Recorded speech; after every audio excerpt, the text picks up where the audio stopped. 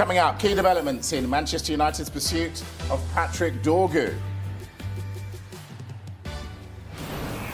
Paul Pogba has caused a stir on social media. We get the latest on his search for a new club. And John Duran could leave before Monday's deadline. We have the very latest on the Aston Villa striker.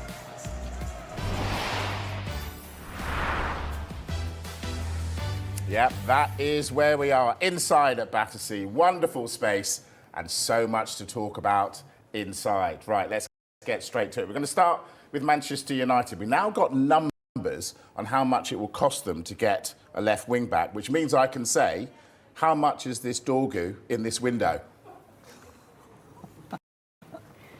Goodness me. I gave him that before the show. You did? He's claimed it. There was no laughter in here at all. So it's yours now. Look, Patrick Dorgu, this one looks like it's getting really, really close now. United close to finalising a deal with Lecce to sign Patrick Dorgu. Many of the aspects of the deal, we're told, in the region of £30 million. So I'm told it could actually come to less than £30 million. Many of the aspects of that deal have been agreed in principle. Positive talks have been continuing last week and today and yesterday. And it's just on the structure of that deal now, because before we were of the understanding it was around just under £30 million that had been rejected. But remember, when clubs do negotiate with each other, sometimes the total price can stay the same, but the actual structure of that deal can differ. So that's what United and Lecce have been discussing. Dorgu, we do know, wants to join Manchester United. He wants to go to Old Trafford and play under Ruben Amorim. Personal terms, not expected to be a problem. It's starting to look like when and not if Dorgu is going to become a Manchester United player. Carve. Well, I think we have to wait and see how good Patrick Dorgu is. I think the jury is out on some of the signings United have made from the Italian league. They've bought players from Bologna, Atalanta. Now they're signing somebody from Lecce. Having said that, this guy, if he arrives, he will come with a very, very good reputation. I think he was the Danish Player of the Year or the Danish Young Player of the Year a couple of years ago. He is an emerging talent, and he is somebody who plays in a position that United need to strengthen. Well, he's played in all sorts of positions. He's played everywhere. Well, he can predominantly play as a left wing back, which is the first area that Ruben Amorim wants to address. United have had all sorts of problems in that position, especially with injuries. And obviously Ruben Amorim has said, this is an area I need strengthening ASAP. We know the financial situation at United. If players are going to come in, players are going to have to leave. And I think at the moment there are big question marks over the future of Alejandro Garnacho. I think United want around £60 million for him. Maybe as we get closer to the deadline, they may be willing to accept something like 50 million for him. Our colleagues at Sky in Italy today saying that Napoli have resumed talks to try and sign him. And I think if the price is right, United will let him go. I think one thing that could be crucial in this deal potentially happening is the role played by Antonio Conte. You know Antonio Conte, what kind of manager he is, the kind of pressure that he puts on the people above him to strengthen his squad. And I think Napoli have raised a lot of money from outgoings this window. He's putting pressure on the president of Napoli, saying, I want Alejandro Garnacho. And I think, according to our colleagues at Sky Italy, that is looking more likely today because talks have resumed. So Garnacho could go. What about Casemiro? Is he on the way out? Well, I think he's another player that United, if we're being honest, would like him to move on because of his wages. You have to say that his move hasn't worked out from Real Madrid. He arrived for £70 million in the summer of 2022. He came with an incredible reputation because of everything he'd achieved at Real Madrid. But most neutral observers would say it looks like his best days are behind him, and he's on big, big money at United. Sky Italy saying that Roma have asked to be kept in the loop about developments regarding his future. They may potentially be looking for a defensive midfielder because Leandro Paredes could be moving to Boca Juniors. Yesterday, Carve was bullish about Marcus Rashford. He said he will get a new club before the deadline. Did I? Bullish. Bullish. Today, tell him why that's become a little bit less likely. It's not so much less likely because one of the clubs that have said that they're not interested in him, we actually weren't reporting it ourselves because there was a lot of rumours about Fenerbahce potentially interested in Marcus Rashford. But the whole City owner, who happens to be the vice president at Fenerbahce, Akun Ilakali, he's actually on Sky Sports News this morning and he was answering questions about Rashford and these rumours and reports linking Fenerbahce with Rashford. He says, of course there were some rumours, but I can say very comfortably that we are not interested, but he is a good player. But make no mistake about it, we've only got 6 days left of this transfer window.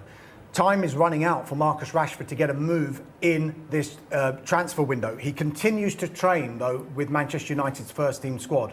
And look, I was at the game on Sunday when Ruben Amorim made all of those headlines after that 1-0 victory over Fulham. There was lots of talk about Garnacho, but we all know what he said about Marcus Rashford. He also was asked the question, what happens if Marcus Rashford is still at Manchester United when it gets to 11 o'clock on Monday, February the 3rd? He said he will be used, Marcus Rashford, at Manchester United, provided he shows the maximum in training and does the right things. So he's basically intimating that at the moment he doesn't feel Marcus Rashford is showing the maximum in training and doing the right things. But he says that goes for every single player in the squad. Sure. So he says Rashford, as far as we know at the moment, no move. He wants Barcelona, but they've got their own financial issues to try and get enough salary space to be able to afford to bring Marcus Rashford into the club. Still confident he'll be gone by the end of the window? I'm not sure. I'm not sure I was bullish yesterday. You were bullish. No, yesterday I said that he's still got 3.5 years left on his contract. So if he didn't get a move, United would have to carry on paying him his substantial wages. The point I would make today is, and I don't want to put Darmish on the spot, so I'm not going to ask him the question. No, go on. But no, I don't want to put him on the spot. But I'm just thinking, is there a chance that if Marcus Rashford is still a Manchester United player on deadline day, that a big Premier League club comes in for him on deadline day? I mean, look, anything is possible, but the issue that would United let him go to one of their that is a big question, but it also, are another Premier League club going to pay the full wages of Marcus Rashford? And would Manchester United be comfortable subsidising another Premier League club with these wages? What is Premier League clubs that can afford to do it, though, yeah, but what is... But if Amorim says, I'd rather have my 63-year-old goalkeeping coach on the bench than Marcus Rashford, surely you'd let him go. What is clear is Marcus Rashford has to play for the rest of this season. He hasn't featured in hardly any of Ruben Amorim's squads since December. I think he featured in one against Newcastle, and he didn't come off the bench. He was an unused substitute then. He hasn't featured in any of the squads since then because of what he was saying after the Fulham game, not showing maximum in training and questioning his lifestyle choices as well. But they need him to play. Ideal scenario, he goes away into a European club for the rest of the season on a straight loan. He plays brilliantly, he plays every week, he scores lots of goals, he comes back to Manchester United with increased market value. Failing that, there has to be some sort of reintegration process, you would think, with United to get him back into the first team squad, knocking on the door of the first team so he's playing again. Because if Ruben Amorim has decided, for example, I'm not putting words in his mouth, but if he has decided Marcus Rashford is not in his plans long term, he needs to play somewhere, be it at United or abroad, for the rest of this season. All right, yeah. I shall ask you again tomorrow. Paul Pogba caused a bit of a stir today, didn't he? In his Instagram post, he showed a picture of him with Ahmed Diallo saying, "You never know what can happen." Is he going back to United? I think he was teasing a little bit, but the information that I've got today is that his representatives have been approached by a number of clubs in Europe, in the Premier League, the MLS, in Saudi Arabia as well. However, his focus is simply on getting fit, and I think a decision on his next club is likely to be made closer to when he's available to play. Okay. So he's available to play in March. He can start training again now, but he's available to play in March. He had that 4-year ban for a positive drugs test, which was reduced to 18 months. And you mentioned about the social media posts. I think we can see it now.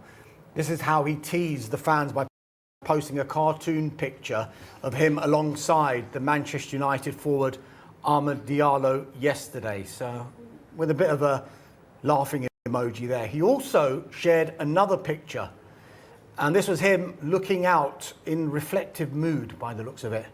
And the caption read, "Let's see what's coming." Now, he hasn't played since September 2023, left Juventus by mutual agreement back then. So I think come March, or close to March, when he makes his return, we'll have a better idea of where he's going to be playing. Okay. That didn't look like Manchester, that picture. No.